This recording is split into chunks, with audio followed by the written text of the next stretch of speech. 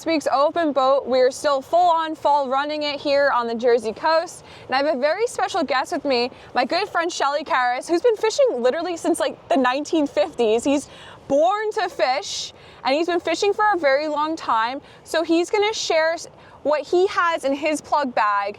And of course, I mean, how many 50s do you have under your belt? Quite a few. Quite a few. So he knows what he's talking about. Someone who's been fishing for this very long a time, you're honed in on the fishery. So right. Share some of your tips and tricks on what you have, starting off with what used to be what our Jersey bite was prominently on, the sand eels. So what do you use plug-wise when there's sand eels around? Okay, sand eels, naturally you want a slender profile. One of the lures that you must have in your bag is the tsunami sand eel. They've come in 3 different sizes, usually a 6, 8, and a 9-inch. Okay. And the sand eels this year, the ones that are around, are on the larger size. So that would be an important lure. And needlefish. This is the new version from Hoagie Lures.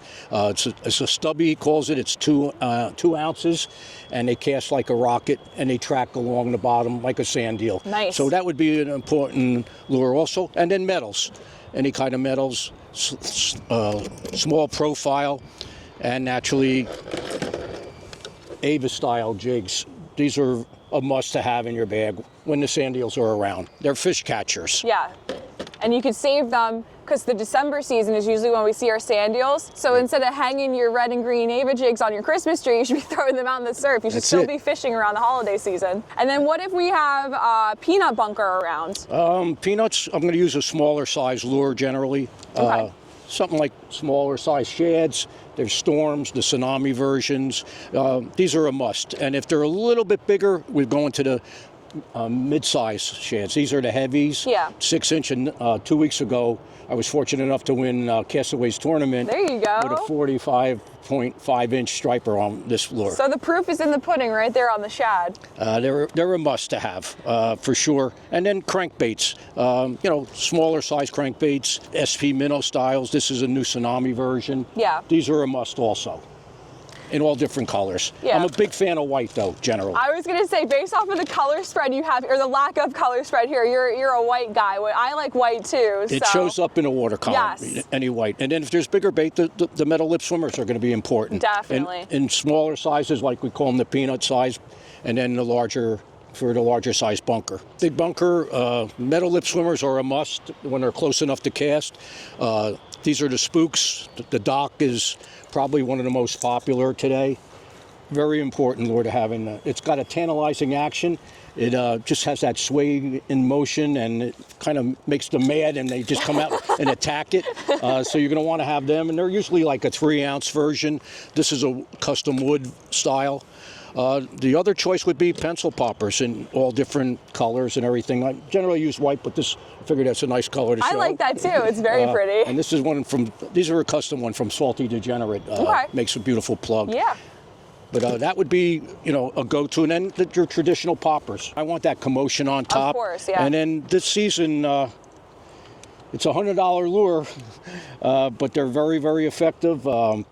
Guys are using them in the backwaters right now, and the boat guys are doing phenomenal. And last Tuesday, a lot of guys that were throwing them from the surf did well. Yes. So this imitates the large bunker. I mean, look at that. You open boaters recognize this from last week's episode where we went out with Jesse from Stride Baits, and he was talking about how to work his lure. So you're seeing it. Shelly has it, so you know what's up. I know when I bought this, my son was with me at one of the flea markets that he was at, and then as soon as he walked in the house, he said to my wife, "Oh, look what Dad bought for $100." But how many fish have you caught, or have you seen caught on that this season? I got one nice one up in South Amboy a couple weeks back when they were in there, and then on the beach, quite a few. But you know, again, the season's been tough. I'm not going to say it's been challenging. But if you put your work in, you'll get fish. Yeah, and you got to jump around. Yeah. You know, I mean, like the last few days, it's been pretty quiet, unfortunately, but it's the middle of the month, and we're anticipating having a good run, and hopefully we'll see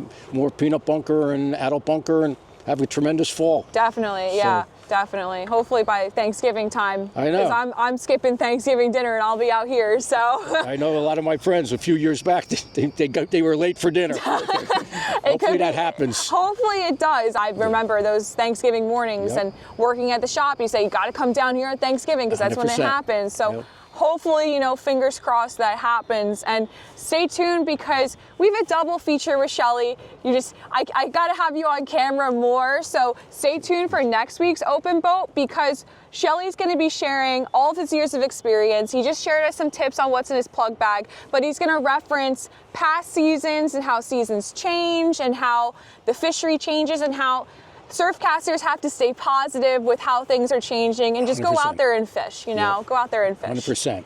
All right. All right, I'm going to take this with me Oh, sure. as a parting gift, and I'll see you out there. Sounds good.